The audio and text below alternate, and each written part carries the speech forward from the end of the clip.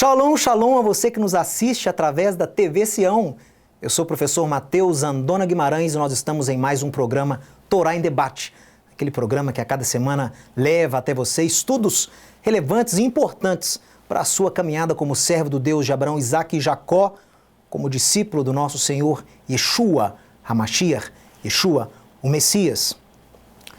E o programa de hoje é um programa muito especial. Ele está sendo gravado durante a festa de Matzot, que é a festa dos pães asmos, onde aqueles que temem e servem a Deus deixam de comer fermento, um ato simbólico, durante 7 dias.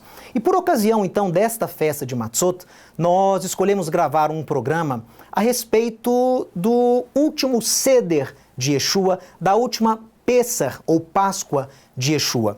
Nós sabemos que há muitas divergências em relação a quando exatamente Yeshua celebrou o seu último Seder, sua última Pessah, Páscoa, com os seus discípulos. Nós sabemos que no mundo cristão, principalmente no catolicismo, tem-se estabelecido como o dia da sua morte, a sexta-feira, e o dia de domingo, então, como a sua ressurreição, o dia que celebra-se a sua ressurreição. Mas será que nós, analisando, a história, quando você analisa os achados arqueológicos recentes da década de 30, de 40, de 50, lá em Israel, especificamente sobre os pergaminhos lá de Qumran, da seita, chamada seita dos essênios, ou seita do Mar Morto, será que essas descobertas e outras também, será que o trabalho de outros arqueólogos, pesquisadores e teólogos podem trazer luz ou podem contribuir com uma outra teoria em relação ao dia do Seder, da morte e da ressurreição de Yeshua? Então foi isso que o programa Torá em Debate de hoje escolheu para trazer para você. Não estamos aqui apregoando ou defendendo uma teoria ou uma hipótese, estamos apenas com o intuito de apresentar a você uma explicação, uma teoria, uma proposta dos meios acadêmicos do dia que Yeshua teria celebrado ali o seu Seder, o dia que ele teria morrido no madeiro e o dia também que teria ressuscitado. Então, o tema do programa de hoje é Yeshua e a sua última ceia. Veja aí na tela, esse é o tema do programa de hoje. Espero que você goste, porque falaremos muito e traremos à tona a pesquisa que tem sido feita em relação a esse tema, que é bem vasta, bem complexa. Então eu tentei resumir aqui para você, para dar realmente uma ideia, de quando Yeshua teria celebrado o seu último Seder. Muito bem, eu quero que você acompanhe agora na tela algumas frases, alguns conceitos e princípios que nós vamos usar para iniciar o nosso estudo. Então, como introdução, veja aí na tela. Nos meios teológicos, há grandes debates sobre o dia exato em que Yeshua celebrou o seu último Seder, bem como o dia exato da sua crucificação e ressurreição. Além da teoria vigente e aceita amplamente nos meios cristãos, será que há outras explicações sobre os últimos momentos de Yeshua? E qual a importância de se conhecer o contexto histórico e judaico dos dias de Yeshua em relação aos últimos acontecimentos relatados nos evangelhos? Então, como você viu, nós temos estas características de termos como tradição a morte de Yeshua na sexta-feira e a sua ressurreição no domingo, no ano da sua morte lá em Jerusalém. Mas será que com essas últimas pesquisas, será que há outras teorias, será que há possibilidades desse dia ter sido outro? Será que há a possibilidade do Seder de Yeshua, da sua celebração de Pessah, ter sido em algum outro dia? Como é que nós lidamos com as questões, com as aparentes contradições dos relatos dos evangelhos sinópticos com o relato do evangelho de João, com algumas características também que nós sabemos que Yeshua teria que cumprir para que fosse realmente o Mashiach, como o fato dele usar o sinal de Yoná, o sinal de Jonas, 3 dias e 3 noites, Assim como Jonas ficou lá no ventre do peixe, também o Filho do Homem ficaria 3 dias e 3 noites ali no local, desceria à terra durante esse período. Então, como é que a gente concilia isso tudo? Vamos ver então se há algumas teorias que envolvem o contexto judaico original da última Seder de Yeshua, para trazer luz a essa situação. Olhe, o jantar de Pêssar deveria ser celebrado, conforme a Torá, no dia 14 de Nissan à noite, sendo o Corban, o cordeiro, levado ao templo para ser sacrificado no período da tarde do mesmo dia. Isso aí segundo Êxodo capítulo 6, versos 6 a 8. É importante você entender o seguinte, que nos dias do templo, o Corban Pêssar, ele era levado ao templo entre o meio-dia e o cair da tarde. Nós temos o texto na Torá que diz que no crepúsculo da tarde, no hebraico ali é na verdade no meio das tardes, não é? Então era naquele período de tarde que o judeu levava o Corban quer dizer o sacrifício, Corban Pêssar, o sacrifício de Pêssar, o cordeiro ou o novilho, ele levava então aquele animal ao templo, ali era sacrificado e ele tinha que voltar então para comer a carne daquele sacrifício, que seria assada no templo, seria ofertada, o sacerdote que poderia, apenas ele, imolar e oferecer aquele sacrifício a Deus, só que a pessoa comia a carne em família no jantar, com pães asmos e ervas amargas. Então, esse sacrifício era feito na tarde, por volta aí entre meio-dia e 16, 17 horas da tarde.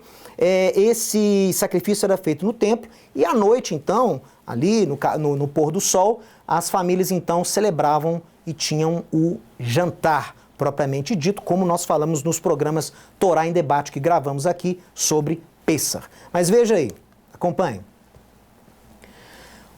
Pêssar é a única festa da Torá onde há um dia de preparação, que seria o dia 14, sendo o dia 15 e o dia 21, claro aí do mês de Nissan, né, o dia 14 do mês de Nissan, o dia 14 de preparação, o dia 15 é o dia de Pêssar e o dia 21 também era considerado Shabat. O que é isso? É um dia de convocação solene e que não se faz obra, não se trabalha, conforme aí o texto lá de Êxodo no capítulo 12.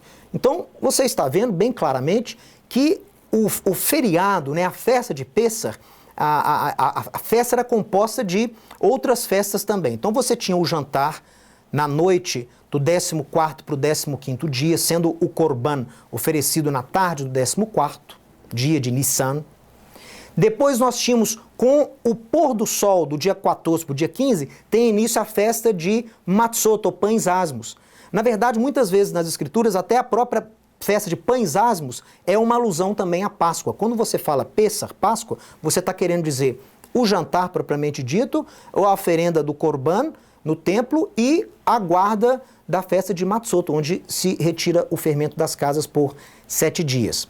A Torá também prescreve que no primeiro dia, depois do primeiro Shabat, nós começaríamos a celebrar uma outra festa, que é as primícias. Deveríamos começar a entregar as primícias no templo e contaríamos 50 dias. Então, desde o primeiro dia após o Shabat, não se sabe aí se é o Shabat do dia de Pêssar ou se é o Shabat que vem depois do jantar de Pêssar, mas esse primeiro dia depois do Shabat de Pêssar seria então levado no templo o início das primícias. A pessoa, então, o judeu levaria ao templo a primeira messe, né,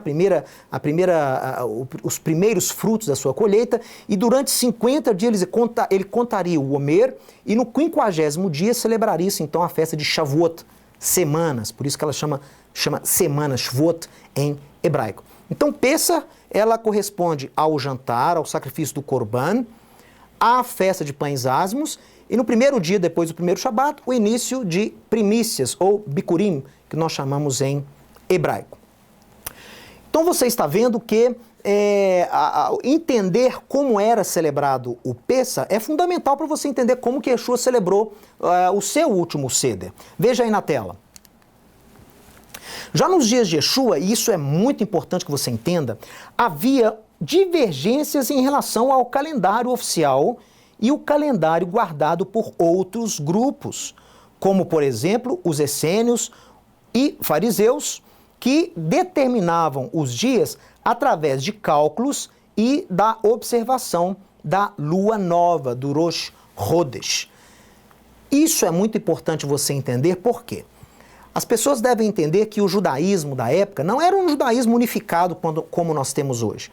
Havia facções, havia grupos de judeus zelosos que divergiam em questões muito importantes na sociedade israelense entre a vida religiosa do judeu. Então, não é o intuito do programa, a gente não tem tempo, mas você sabe que existia, na época de Yeshua, o grupo, por exemplo, dos perushim, dos fariseus, né? Também chamado dos separatistas. Por que separatistas? Porque o fariseu, ele escolheu não depender mais do templo para viver a sua vida religiosa. Então, os fariseus, eles ensinam o povo a orar, eles alfabetizam a população, eles estabelecem o sistema sinagogal, de sinagogas, para que as pessoas não dependessem mais do templo e pudessem estudar a Torá, os profetas, a lei de Deus, próximo às suas casas. Eles também têm um movimento para poder santificar as pessoas, né, ensinando a lei de Deus, ensinando a Torá, para poder apressar a vinda do Mashiach. Então os fariseus, eles faziam isso por quê? Porque na opinião deles, e isso também é um fato histórico, o templo daqueles dias, na época aí do período do Segundo Templo, já era um templo que apresentava muita corrupção no seu meio. A gente sabe que os saduceus, aqueles que controlavam o templo, os sacerdotes da época de Yeshua, muitos deles haviam comprado esse cargo, muitos deles eram rasmoneus, descendentes dos rasmoneus, né, que compraram então o cargo de sacerdócio e nem sequer eram da tribo de Levi, nem eram descendentes de Arão. Então havia muita corrupção, havia muita contribuição também, colaboração com Roma. Nesta época, né, o templo era meio que aliado a Roma, então era bastante corrupto. Então os fariseus iniciaram esse movimento para fazer com que as pessoas, os judeus dali de Israel, não dependessem tanto do sistema templário, não dependessem do templo para fazer sua halachá, não dependessem do templo para celebrar os moedim, as festas. Os fariseus então bolam esse sistema alternativo, paralelo ao templo. E os fariseus, logicamente, divergiam em relação a algumas datas, em relação ao calendário oficial, que era o calendário dos saduceus. Por outro lado, nós também tínhamos um outro grupo mais extremista, que eram chamados os essênios, né? E esses essênios, nós sabemos que eles eram mais radicais, eles também não consideravam mais a autoridade do templo, e eles tinham também divergências de calendário. Parte deles habitava ali em Jerusalém, outra parte depois nós temos relato que eles tinham um local, um centro de estudos de habitação no Mar Morto, que é a comunidade que nós chamamos a localidade de Qumran, lá em Israel, próximo ao Mar Morto. Então nós temos evidências desse grupo lá no Mar Morto, evidências desse grupo lá em Jerusalém. Era um grupo extremamente radical, né? Apenas homens faziam parte desse grupo, e os essênios, eles tinham também algumas divergências em relação ao calendário da época. Por quê? Porque o calendário judaico, ele era um calendário lunar. Então as datas, elas começavam a ser contadas a partir da lua nova. A lua nova, o início do mês, era referência para você saber qual dia celebrar qual festa. Só que a lua nova, ela era determinada não apenas por cálculos, que na época nem eram tão sofisticados, mas principalmente pela observação. Então você sabe que observar o surgimento da lua nova, na verdade ela não aparece, não é? Então deveria haver duas testemunhas para confirmarem a lua nova, o dia exato da lua nova, e aquela notícia então corria ao longo de Israel. Eles acendiam tochas ali em algumas principais montanhas para que a população soubesse quando era a lua nova e pudesse então se posicionar no calendário sabendo qual dia seria celebrado as festas, né, do calendário judaico. Então esses grupos saduceus, fariseus e essênios principalmente tinham divergências entre eles em relação ao calendário, em relação à data de guarda de algumas festas. Então é importante que você saiba disso. Muito bem, vamos continuar então a nossa argumentação. Acompanhe aí na tela, veja. Nós começamos então com um versículo muito importante. Já que falamos um pouco dos essênios, eu gostaria que você prestasse atenção, veja aí na tela esse verso. É o relato lá do Evangelho de Marcos, onde Yeshua, ele dá a ordem para que os discípulos comecem a preparar o Seder de Pêssar, o Seder de Páscoa. E olhe o comando que ele dá. ide à cidade, e vos sairá ao encontro um homem trazendo um cântaro de água. E aí no relato você conhece a história, a gente não tem tempo aqui, e os discípulos seguem aquele homem, e aquele homem mostra um cenáculo, e naquele cenáculo, naquele local, um local, né, acima da casa, um salão construído acima de uma residência, naquele cenáculo seria preparado o ceder de Yeshua. Bom, para qualquer historiador, para qualquer judeu, aliás, que se interessa por essa época, que lê um texto desse, é bandeira vermelha, é um sinal vermelho. Por quê? O carregar cântaros era uma função quase sempre, quase exclusiva de mulheres. Homens não carregavam cântaros de água. Seria o equivalente a falarmos de um homem carregando uma trouxa de roupa na cabeça, nos dias de hoje, né, ou algumas décadas atrás. Então isso não existia. Então o fato de Yeshua ter dado a ordem de seguir um homem de cântaro, carregando um cântaro de água, provavelmente indica que esse homem fazia parte de uma comunidade e habitava num local onde pessoas desse mesmo grupo não aceitavam mulheres. Então as tarefas das mulheres teriam que ser feitas pelos homens. Então provavelmente a comprovação arqueológica e histórica que nós temos era que os essênios habitavam, eles tinham uma habitação no Monte Sião, onde está localizado o cenáculo até atualmente. Então, como nós temos a prova histórica que essênios habitavam no Monte Sião, num bairro de Jerusalém, e vemos que Yeshua manda 2 de seus discípulos seguirem e terem o seu Pêssar feito num local onde esse homem iria mostrar, então possivelmente Yeshua celebrou o seu Seder numa comunidade essênia ou num ambiente essênio, pelo menos num local essênio. É o que nós sabemos até agora através desse verso e através de outros argumentos que eu gostaria de mostrar para você. Veja aí na tela. Alguns fatos sobre os essênios. Aqui eu não vou mostrar as citações, mas no final do programa eu vou mostrar algumas referências bibliográficas para quem quiser poder se aprofundar mais no assunto. Mas veja, de acordo com os pesquisadores, de acordo com aqueles que pesquisam os documentos achados lá em Qumran, nós sabemos que os essênios habitavam em Jerusalém, no Monte Sião, nos dias de Yeshua. Os essênios possuíam divergências em relação aos saduceus e o seu calendário. Como?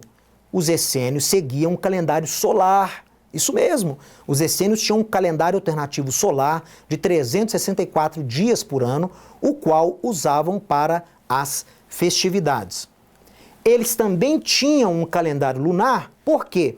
Porque quando eles tomassem controle de Jerusalém, que era a expectativa messiânica de alguns deles, eles saberiam como adequar o calendário saduceu ao calendário, esse calendário que eles haviam desenvolvido, que era o calendário solar. Então os essênios, isso é comprovado pelos escritos de Qumran, dos pergaminhos do Mar Morto, eles guardavam e celebravam suas festas de acordo com o calendário solar.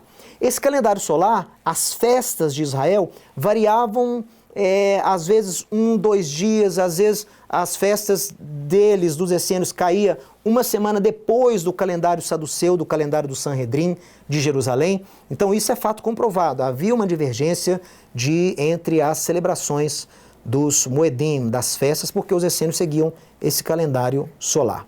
Veja aí na tela. De acordo com os achados de Qumran, o único ano onde o Pêssar essênio ocorreu um dia antes do calendário rabínico foi o ano 30 depois de Cristo.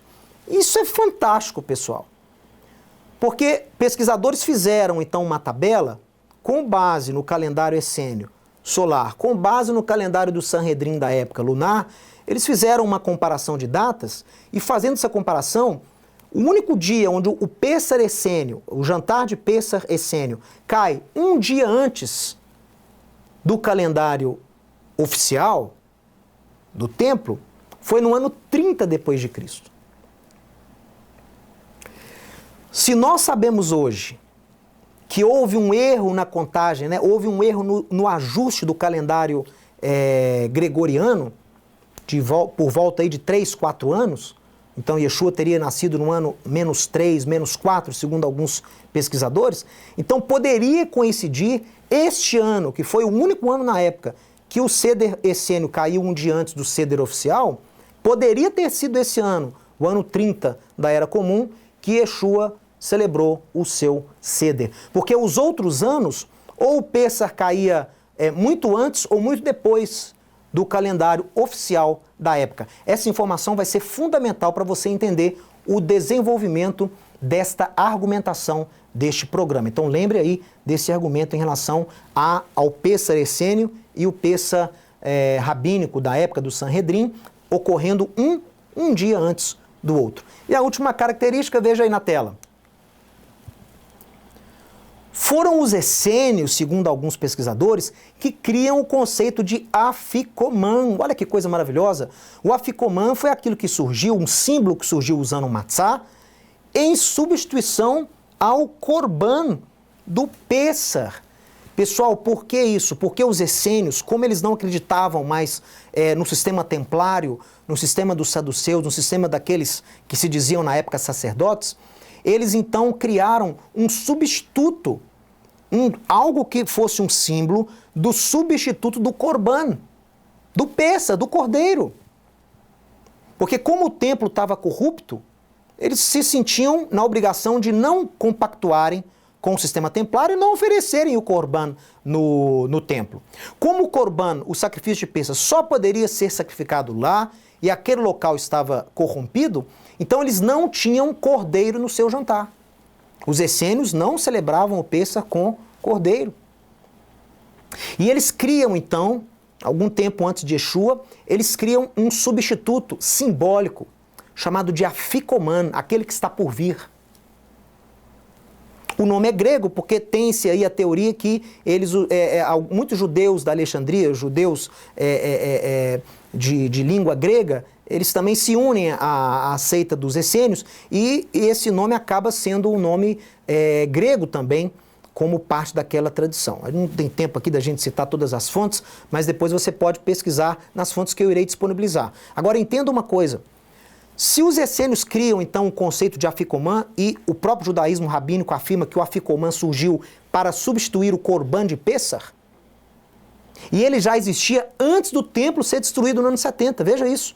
Então os judeus já tinham um simbolismo do afikoman antes do templo ser destruído. Ou seja, já havia muitos judeus que não ofereciam o korban no templo.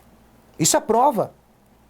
E muitos dizem que Yeshua faz uso desse afikoman, que é inclusive o pão que ele parte nos registros do Seder, ele parte e diz, esse é o meu corpo, que é dado por vós, fazer isto em memória de mim. Ou seja, ele, ao partir aquele pão, ele está se comparando a quem? Não ao afikoman, porque o afikoman representa o quê? O afikoman representa o cordeiro. Então ele está se comparando ao cordeiro, exatamente cumprindo aquilo que os profetas de Israel disseram dele. Seu próprio primo Yohanan declara o quê quando o vê? Hine se Elohim anose hatam haolam. Eis aí o Cordeiro de Deus que tira o pecado do mundo. Ou seja, Yeshua, ele representa ali o Cordeiro, por isso que ele pega provavelmente o afikoman, o pão do meio, quebra, né, uma metade sendo então o afikoman, e diz o quê? Esse é o meu corpo, olha só, sacrificado por vós, entregue por vós. Então o afikoman, na época de Yeshua, já era um substituto do korban, do sacrifício de Páscoa, e Yeshua provavelmente faz uso dele, tá? Isso são informações muito importantes que você precisa ter. Agora veja comigo uma coisa. Você que está assistindo esse programa, você está falando, puxa vida, o Mateus está falando muito sobre os essênios, essa teoria do homem lá com cântaro de água, né? Mas tem que forçar um pouco para acreditar nisso. Puxa vida, então ele acredita que aquele homem era um essênio e os essênios celebravam então o Pêssar, no caso daquele ano, um dia antes do Seder oficial, como eu provei aqui, e o Mateus então está falando que o Seder de Yeshua foi um Seder junto com os essênios, porque foi naquele cenáculo que era no bairro essênio. Meu amigo, fique tranquilo. Eu estou aqui demonstrando uma teoria, não quero que você acredite, não estou aqui impondo dogma nem doutrina nenhuma. Eu estou aqui apresentando uma teoria. E mesmo que todo esse argumento dos essênios, que para mim é fantástico, mas mesmo que você não se veja compelido a acreditar nisso, então vamos usar alguns textos bíblicos para ver se a gente consegue descobrir quando foi o jantar de Pêssar de Yeshua e se Yeshua também ofereceu o cordeiro lá no templo com os discípulos ou não. Veja esse primeiro texto, lá de João capítulo 18, importantíssimo. Um dos servos do sumo sacerdote, parente daquele a quem Pedro tinha decepado a orelha, perguntou: não te vi eu no jardim com ele, com Yeshua? De novo Pedro negou e no mesmo instante cantou o galo. Volta aqui para mim. Contexto disso aí. Yeshua tinha celebrado o jantar com os discípulos. Depois que terminou o jantar que ele celebrou, ele cantou o hino e foi para o Monte das Oliveiras orar com seus discípulos, com 2 discípulos. Na madrugada dessa oração, chegam os soldados do templo com alguns guardas, Yehudá e Judas, e prendem Yeshua. Então Yeshua é levado naquela madrugada daquele dia, ele já tinha celebrado o seu jantar de Pêssar. À noite ele vai orar no Getsêmani, é preso de madrugada, é levado à casa de Anás, que é o sogro de Caifás, depois ele vai para a casa de Caifás, onde o Sanhedrin, o Sinédrio, se reúne. E ali na casa de Caifás, quando ele está sendo inquirido, ele é interrogado por Caifás, o Pedro é identificado. Tinha um outro discípulo, que provavelmente era João. João acaba conseguindo que Pedro entrasse dentro da área da casa do Caifás, talvez porque João conhecesse o sumo sacerdote, ou o outro discípulo que estava lá era conhecido o sumo sacerdote, então fez com que o Pedro entrasse. Quando ele entra, que ele está lá na área do pátio, e essas ruínas da casa de Caifás existem hoje em Israel, é onde foi construída a igreja do Galicanto, lá eu sempre visito esse local lá em Jerusalém, é fantástico, inclusive a gente visita a prisão, né? A prisão que ficava ali próximo à casa de Caifás. Enfim, quando ele está ali, ele é identificado como sendo um dos seguidores de Yeshua, ele nega pela 3ª vez, o galo canta, e olha o que acontece nessas primeiras horas do dia, veja aí. Depois, levaram Yeshua da casa de Caifás para o pretório onde presidia lá Pilatos, onde era a casa do governador. Era cedo de manhã. Agora, os sacerdotes, os membros do Sinédrio, os fariseus, os saduceus e escribas, que eram membros do Sinédrio, que levaram Yeshua lá para Pilatos, no pretório, veja aqui que está em amarelo, eles não entraram no pretório para não se contaminarem, mas poderem comer o Pêssar. Então veja que tem claramente no Evangelho de João, e João é aquele que testemunha, né? Ele fala ali no momento da crucificação que ele atesta e presenciou aqueles eventos, então por isso eles são verdade. Ele diz que aqueles do Sinédrio nem entraram no pretório, por quê? Para não se contaminarem. Por quê? Porque eles queriam comer o Pêssar. Espera aí. Então, se eles ainda iriam comer o Pêssar, então, este dia, onde Yeshua estava sendo julgado, mais tarde seria o jantar de Pêssar oficial do templo. Seria quando o Sinédrio, os saduceus, né, ali alguns fariseus, iriam celebrar o jantar deles. Então, o Pêssar oficial naquele ano foi um dia depois daquele que Yeshua celebrou. Mas não tem só esse verso não. Acompanhe na tela comigo, veja. E era a Praseve Pascal, olha isso, Praseve Pascal, cerca da hora 6ª, e disse aos judeus: eis aqui o vosso rei. Essa Praseve é o preparo da Páscoa. Era todo aquele preparo que era feito durante o dia. Lembra que eu disse que o judeu tinha que levar ao templo o corban, o Pêssar? E lá o sacerdote tinha que oferecer o sacrifício para o judeu poder voltar e comer a carne assada na sua casa. O animal só poderia ser morto no templo. O judeu não podia matar o animal na sua casa, porque era um corban, era um sacrifício. Então tinha que ser oferecido, o corban tinha que ser oferecido no templo. Então os sacerdotes o quê? Não entraram no pretório, não entraram porque era a casa de um gentio, era o local dos gentios. Então o judeu, segundo a época, se entrasse, estaria impuro. E eles não podiam se contaminar, por quê? Tinham que oficiar todo aquele trâmite que envolvia o Pêssar. O povo ia trazer o sacrifício, eles tinham que sacrificar os animais, mais tarde teria o jantar. Então eles estavam em preparação. O texto de João é claro, era preparação para a Páscoa, quando Pilatos entregou o povo, o Yeshua ao Sinédrio, dizendo, eis aí o vosso rei, né? Et homo, tá aqui, eis o homem, para ser crucificado. E isso era a hora sexta. Hora sexta ali na contagem de João.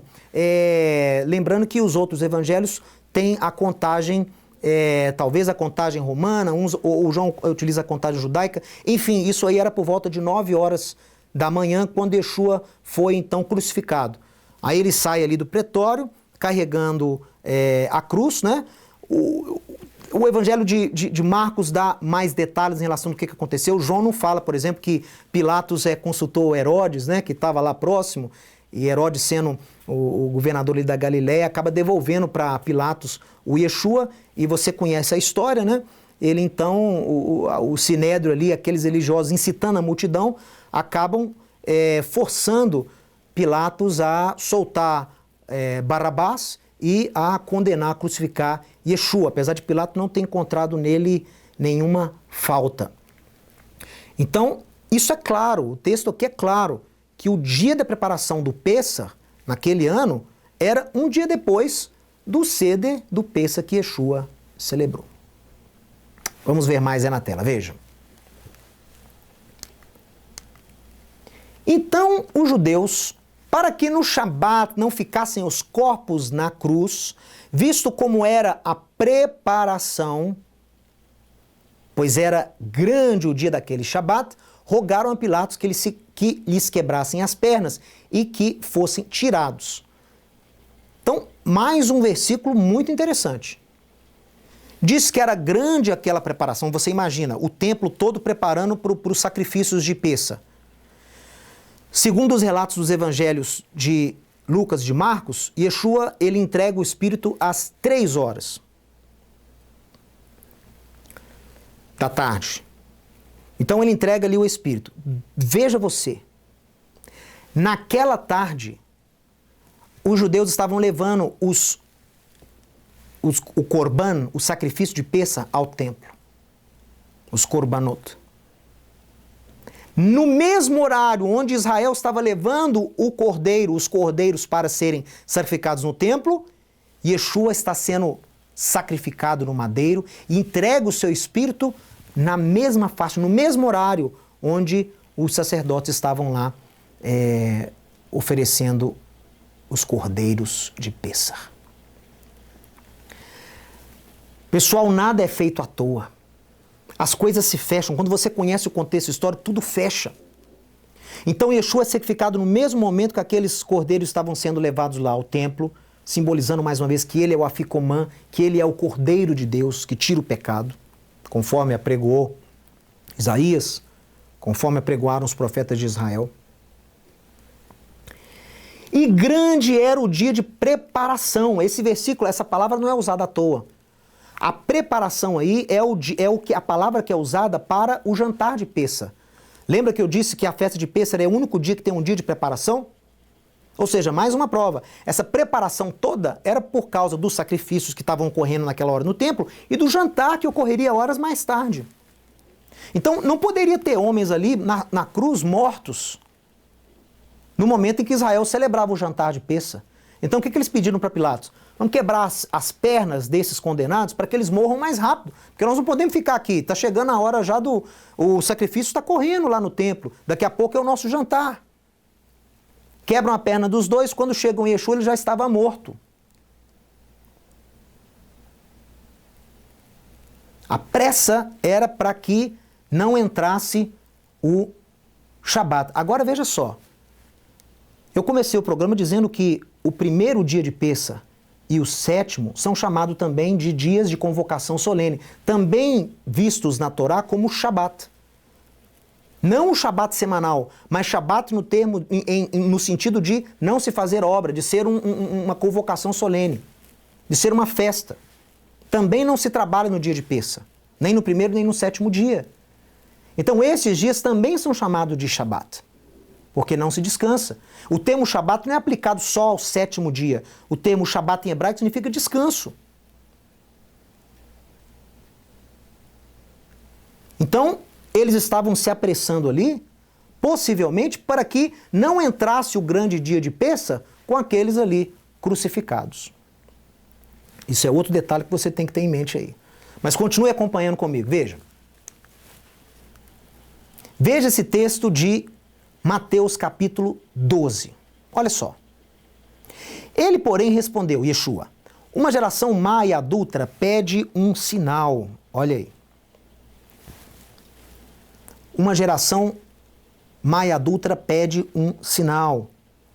Mas nenhum sinal lhe será dado, senão o do Navi Ioná, do profeta Jonas. Porque assim como Jonas esteve 3 dias e 3 noites no ventre do grande peixe, assim o Filho do Homem estará 3 dias e 3 noites no coração da terra.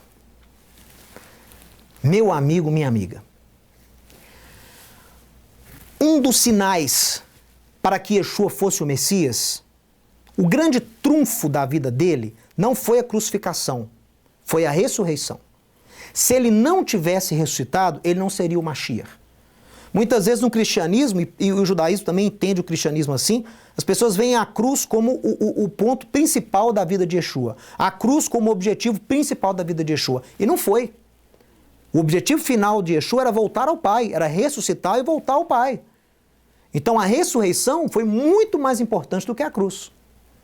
Porque ela confirma que o sacrifício na cruz, Yeshua foi vitorioso sobre ele. Se ele não tivesse ressuscitado, ele não teria sido vitorioso sobre a cruz.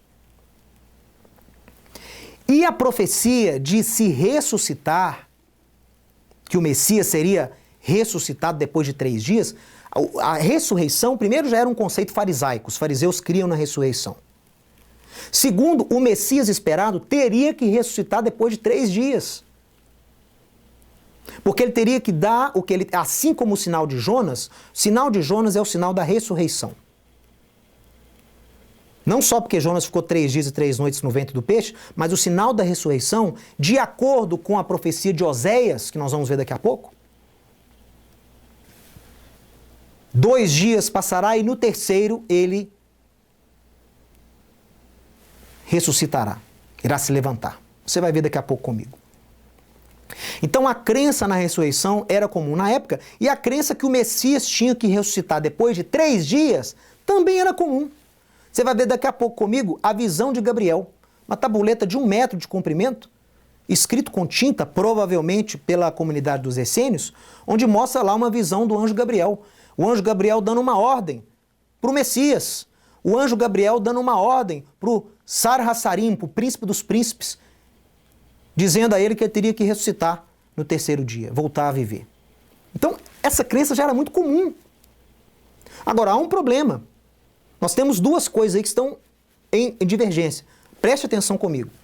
Se a crença popular que apregou que Yeshua morreu numa sexta-feira e ressuscitou no domingo de manhã, você não tem cumprido aí o sinal de Jonas. Você não tem cumprido aí 3 dias, ou pelo menos 3 períodos de dia, 3 períodos noturnos e a ressurreição do Mashiach. Não só isso, temos várias outras passagens que diz que no terceiro dia ele ressuscitou. Então não foi no 4º. Você teria que cumprir ele para ser o Mashiach, teria que ressuscitar de acordo com o sinal de Jonas, 3 períodos de luz de sol, 3 períodos de noite, ressuscitando depois disso, e também teria que ressuscitar ao terceiro dia, conforme a profecia de Oséias. Isso nos mostra, pessoal, que você não pode analisar essas profecias de Israel sobre um olhar muito legalístico radical. Ah, então são 3 dias e 3 noites, 72 horas. Não. O 3 dias e 3 noites significa o quê? 3 períodos de luz com 3 períodos noturnos, ressuscitando ao terceiro dia. Se você conta 72 horas para depois ele ressuscitar, aí ele estaria ressuscitando no 4º. Então aqueles que apregam que tem que ter dado 72 horas certinhas, vejam você que você não está certo. Por quê? Porque se ele cumprir 72 horas lá no sepulcro para ressuscitar depois das 72, ele estaria ressuscitando ao 4º dia. Furou as profecias, não cumpriu. Nem a visão de Gabriel, nem a visão da profecia de Oséias. Então, ele teria que ter 3 períodos de dia, 3 períodos noturnos, isso significa 3 dias e 3 noites, e não 72 horas. E além disso, ao terceiro dia ele tem que ter ressuscitado. durante algum momento no terceiro dia. Então, se você acredita que ele morreu na sexta e ressuscitou no domingo, você não tem nem a profecia do ao terceiro dia ressuscitará, nem o sinal de Jonas cumprido. Porque ele não ficou 3 períodos diurnos e 3 períodos noturnos. 3 períodos de luz do sol e 3 períodos noturnos no sepulcro. Ele fica sábado, no domingo ele ressuscita, 2 dias. Ao segundo dia ressuscitou.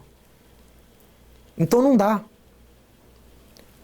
Agora, analisando os achados arqueológicos lá de Qumran, analisando a cultura essênia, analisando o contexto judaico da época, que eu estou falando até agora no programa, você então tem condição de saber quando Yeshua realmente celebrou o seu Pêssah, quando ele morreu e quando ele ressuscitou. Para saber se ele realmente cumpriu as profecias ou não. Especificamente sobre o sinal de Jonas, eu quero falar para você mostrando essa foto. Veja aí na tela. Essa é a foto de um ossuário achado lá em Talpiot, no bairro de Talpiot, em Jerusalém. E ele mostra uma figura que foi entalhada no ossuário, muito comum entre os fariseus. Os fariseus que surgiram com esse símbolo, você que não está entendendo ali, esse é o sinal de Jonas. Então o sinal de Jonas existia mesmo, ele era representado nos túmulos farisaicos. Por quê? Os fariseus criam na ressurreição e eles bolaram esse símbolo da ressurreição que eles entalhavam nos túmulos, porque criam que aquela pessoa ia ressuscitar. E o que nós vemos nesse símbolo, nesse desenho? Você vê um peixe com escamas, está vendo ali? Então era um peixe cachê, o fariseu fez questão de pôr um peixe cachê, só que tem o quê? Olha na boca desse peixe. Está saindo uma pessoa, está vendo que tem uma cabeça na boca do peixe? A pessoa está saindo do peixe, simbolizando o quê? A ressurreição. Então, o sinal de Jonas significa a ressurreição ao terceiro dia. Então, esse é um sinal muito comum que os fariseus criaram e que nós vemos em vários ossuários da época de Yeshua encontrados lá em Jerusalém. Com o tempo, né? Esse símbolo da ressurreição acabou sendo um símbolo dos discípulos de Yeshua e com o tempo o desenho perdeu a cabeça, virou só o peixe. Então, para você que acha que o peixe é invenção cristã, simboliza os cristãos, nada disso. O peixe é uma invenção farisaica, viu? Dos fariseus para representar a ressurreição, em alusão ao sinal de Jonas, que, segundo o relato de Jonas, na cultura judaica, Jonas morre no ventre do peixe e Deus o ressuscita no terceiro dia. É só você ler a oração que Jonas faz lá no ventre do peixe, você vai ver que ele está sendo grato a Deus porque ele voltou da sepultura. Então ele morreu. Então Jonas morre e ressuscita no ventre do peixe, por isso que os fariseus usam o peixe de Jonas, o sinal de Jonas, como símbolo da ressurreição. Agora veja o outro símbolo aí, olha. Essa, pessoal, é a tal da visão de Gabriel. Isso foi achado no ano 2000, lá na Transjordânia, né, próximo ao Mar Morto. E eles conseguiram traduzir isso há pouco tempo. O professor Israel Kohl, lá da Universidade Hebraica de Jerusalém, conseguiu traduzir esse texto, que data talvez do século I antes de Yeshua, foi achado lá próximo do Mar Morto. E esse texto, chamado de Visão de Gabriel, conta uma profecia messiânica, supostamente relatada pelo anjo Gabriel. E o anjo Gabriel, no decorrer do texto, eu coloquei ali para você, veja, ele diz, Sar Hassarim, em 3 dias volte à vida, o anjo Gabriel te ordena. Então é uma profecia messiânica em relação a um líder messiânico que iria surgir e que iria ressuscitar, Deus iria ressuscitá-lo ao terceiro dia. Então, a teoria da morte de Yeshua na sexta-feira e a ressurreição nas primeiras horas do domingo, você já viu que não fecha, não bate com algumas profecias bíblicas em relação à ressurreição do Mashiach. Vamos ver agora como que os estudos, né, da história dos essênios, da cultura judaica, pode nos ajudar a entender e talvez a compor, a tecer uma teoria que possa cumprir tanto o ressuscitar ao terceiro dia, como o quesito de 3 dias e 3 noites, 3 períodos de sol, sem ser noite, né?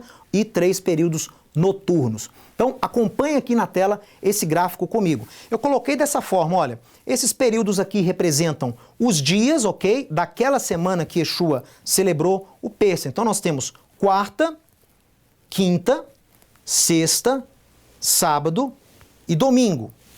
Sendo essa divisão a divisão do dia do Ocidente, meia-noite, ok? Então, essa linha aqui representa a viração do dia meia-noite. Quarta para quinta, quinta para sexta e assim por diante. Agora, acompanhe na tela comigo, veja. Nós temos que, segundo essa teoria, na quarta-feira, às 18 horas, supõe-se que Yeshua tenha celebrado o Seder lá com os seus discípulos, ok? O Seder de Yeshua, então, foi, como eu disse, um dia antes da celebração do restante de Israel. Isso tem prova no Evangelho de João, isso não é segredo para ninguém. Então, se o Seder oficial do templo foi na quinta noite, o Yeshua celebrou, então, teria celebrado com os discípulos na quarta noite, fazendo uso do Afikoman, que era o substituto para o Corban. E aqui eu sei que o Seder de Yeshua não teve cordeiro. Por quê? Porque o cordeiro só poderia ser oferecido no templo. E os essênios, aquela cultura, quem celebrava antes não ia oferecer, o sacerdote não ia receber o Corban de Pêssego um dia antes do determinado pelo templo. Então Yeshua provavelmente, segundo essa teoria, não teve ali o Corban de Pêssego, mas o quê? Tinha um Afikoman, que era o substituto, e ele se identifica com esse Afikoman, dizendo que esse é o meu corpo, que é dado por vós. Acompanhe na tela comigo, veja.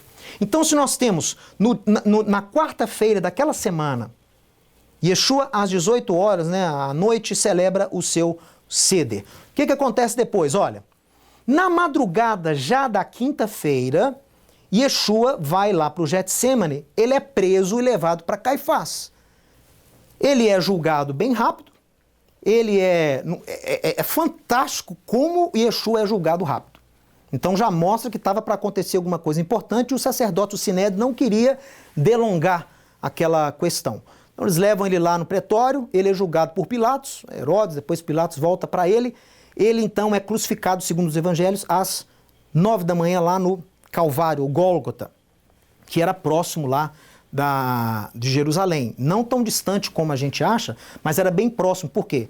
Era sim fora da cidade, mas era bem próximo à cidade, porque os dizeres que Pilatos escreve na placa que vem no madeiro, Yeshua Hamashiach, Melech HaYehudim, Yeshua HaNotzri, Yeshua o Nazareno, Rei dos Judeus, essa placa incomoda o Sinédrio, por quê? Porque todo mundo estava passando ali na cidade, estava vendo.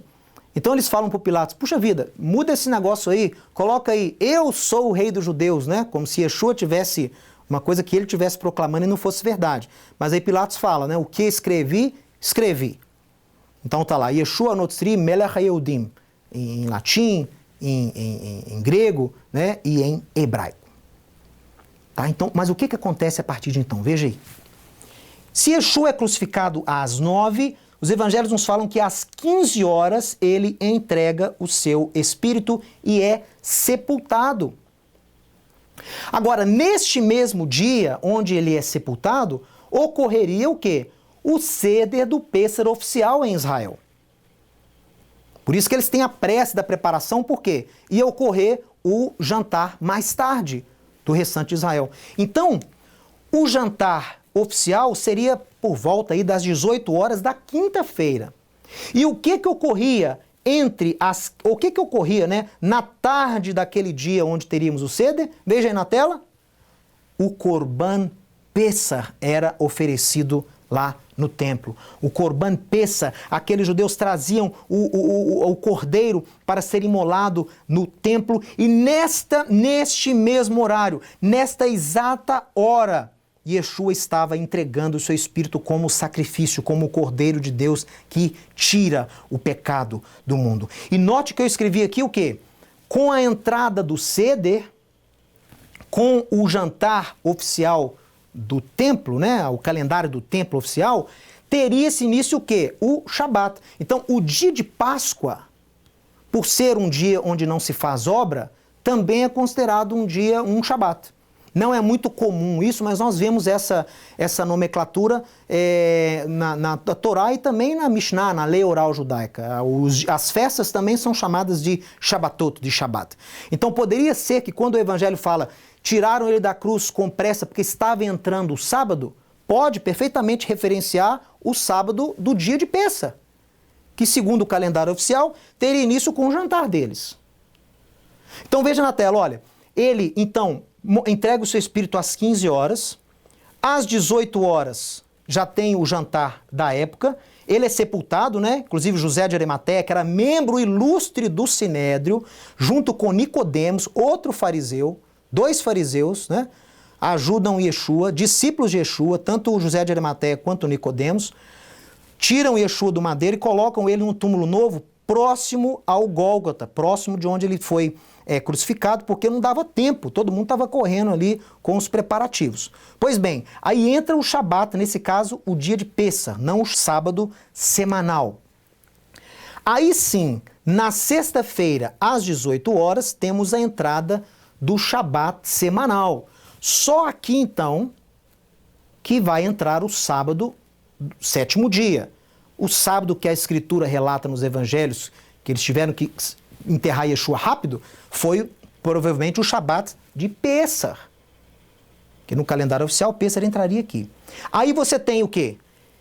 No Shabat, depois do Shabat, no período que corresponde ao pôr do sol, a Motzei Shabat, até as primeiras horas da manhã do domingo, você teria tido então a ressurreição. Veja aí na tela. Esse período que eu coloquei aqui em branco, entre o sábado, 18 horas, e o domingo, entre 4 e 5 da manhã, que foi onde aquela primeira mulher foi visitar o túmulo, esse período aqui, possivelmente, Yeshua teria ressuscitado.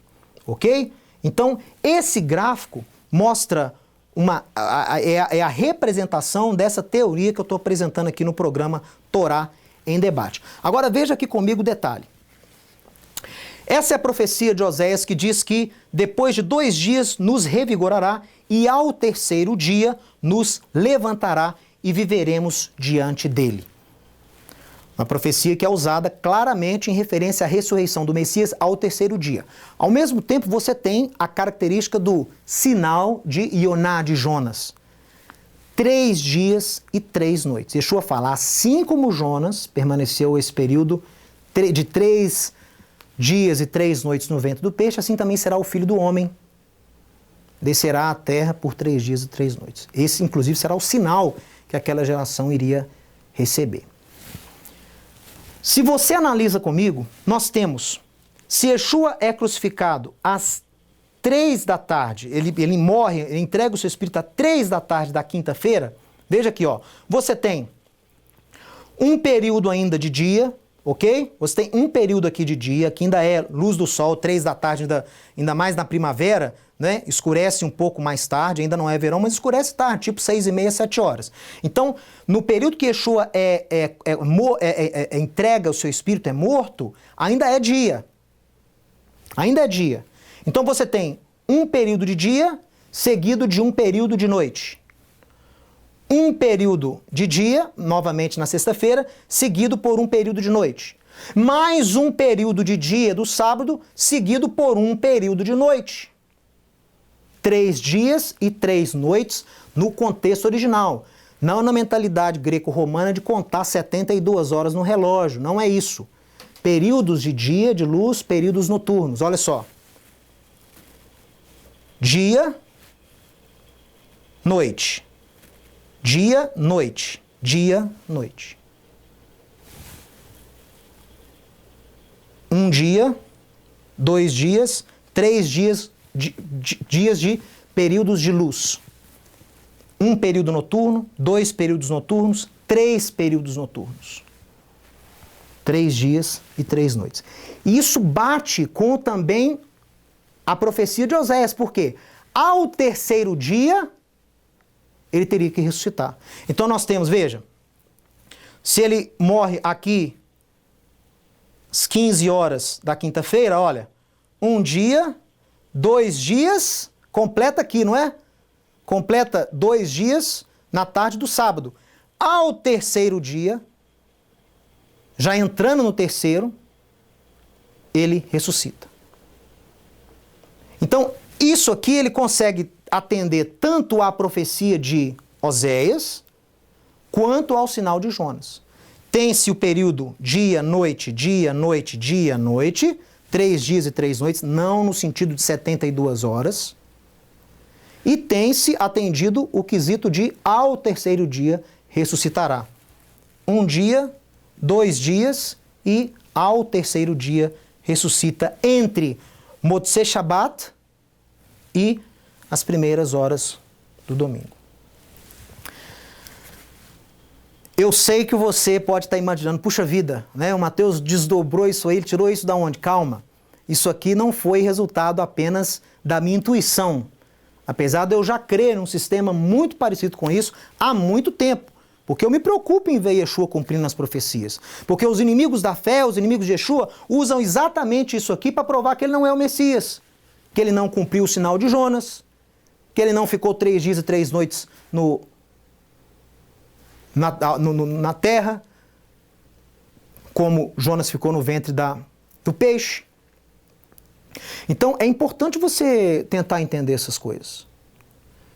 E isso que eu estou falando para você, essa teoria, mais uma vez, né? Antes de você escrever, antes de você se posicionar, calma, eu não estou aqui defendendo isso como o correto, que você tem que acreditar, tem que apregoar, não. Eu estou compartilhando uma teoria oriunda dos meios acadêmicos de Israel, não foi cristão nenhum que bolou isso aqui não, isso foram judeus que pesquisam sobre Yeshua e sobre os pergaminhos do Mar Morto, baseado nos escritos desses judeus e outros também que não são judeus. Eu estou mostrando para você essa teoria, este fato. Claro que há algumas variações, claro que isso aqui não é uma verdade absoluta, o programa não é para te apresentar uma verdade absoluta, mas para te apresentar uma teoria que, na minha opinião, é muito, mas muito, mas muito interessante. Então eu quero que você considere-a. E para aqueles que desejam, eu vou citar agora algumas referências, algumas das que eu usei para construir esse programa. Claro, o programa tem pouco mais de 1 hora, é muito pouco tempo para a gente explicar todos os detalhes e explicar as fontes e referências que eu usei para poder confeccionar e explicar para você essa teoria. Mas alguns dos autores, algumas das fontes que eu utilizei, eu apresento para você agora, veja aí. Bom, então nós temos The Lamb's High Feast, do Alistair Stewart Sykes, que ele escreve sobre a grande festa do Cordeiro, escrevendo sobre a Haggadah que Melito de Sardes compôs, Peri Pascha, e escreve também sobre os 4 decimanistas da liturgia pascual lá em Sardes. Citei também o famoso Oscar Scarsound, escreve A Sombra do Templo, In the Shadow of the Temple, influências judaicas no cristianismo primitivo. Também usei referências de N. Hubert sobre a data da última ceia, The Date of the Last Supper. Nós temos Brad Young, a famosa obra Jesus the Jewish Theologian, estudou também na Universidade Hebraica, aluno do David Flusser. Nós temos Edward Cohen, que escreveu sobre os calendários da seita dos pergaminhos do Mar Morto. E também usei um pouco da obra de James Walther, que é The Chronology of the Passion Week, a cronologia da paixão, né, da semana da paixão, no caso a paixão de Cristo. Então, essas são apenas algumas referências de pessoas que, de uma forma ou outra, também atribuem aí esse aspecto da Páscoa essênia e da característica de Yeshua ter celebrado um dia antes do calendário oficial, isso aí não tem dúvidas. Então nós estamos aqui nesse programa Torá em Debate, não para te impor nenhuma doutrina, nenhum dogma, mas para que você tenha essa teoria como uma fonte de pesquisa, uma fonte de estudo, considere-a porque ela é muito importante e muito interessante. As pessoas que sempre se questionaram sobre a data da morte de Yeshua, do seu seder, da sua ressurreição, esse estudo vai ser um estudo realmente que pode aí responder algumas questões, mas mais uma vez não é meu intuito aqui nem do Ensinando de Sião, é apregoar isso como dogma. Isso é apenas uma fonte de pesquisa, uma teoria que eu julguei muito interessante usá-la aqui no programa Torá em Debate para abençoar grandemente a sua vida. Bom, eu quero falar para você que deseja estudar conosco, nós temos um curso de teologia no contexto original, no contexto judaico-messiânico. Você pode saber mais sobre esse curso e estudar na sua casa, através da internet, pelo site cates.com.br, é o Centro Avançado de Teologia Ensinando de Sião. Vem estudar comigo, com o Rabino Marcelo, com o Rabino Shulam, com o Rabino Dan Juster, com o Rabino Russ Resnick, com vários outros líderes do movimento judaico messiânico no Brasil, em Israel e no mundo. Você também pode entrar em contato conosco através da tvsião.com, através do nosso site, ou enviando um e-mail para contato@tvsião.com. Entre em contato conosco também e nos acompanhe através das redes sociais. @Ensinando de Sião é o nosso perfil no Twitter e a nossa página no Facebook é /Ensinando de Sião. Lembre que você também pode fazer uso do nosso site ensinandodesião.org.br. A você que me acompanhou até agora, meu caloroso Shalom Ubrahá, paz e bênção, e que a bênção do Eterno de Israel e a sua sabedoria, Hormá, possam ser sempre abundantes e presentes na sua vida. Shalom, shalom, e até o nosso próximo programa, Torá em Debate.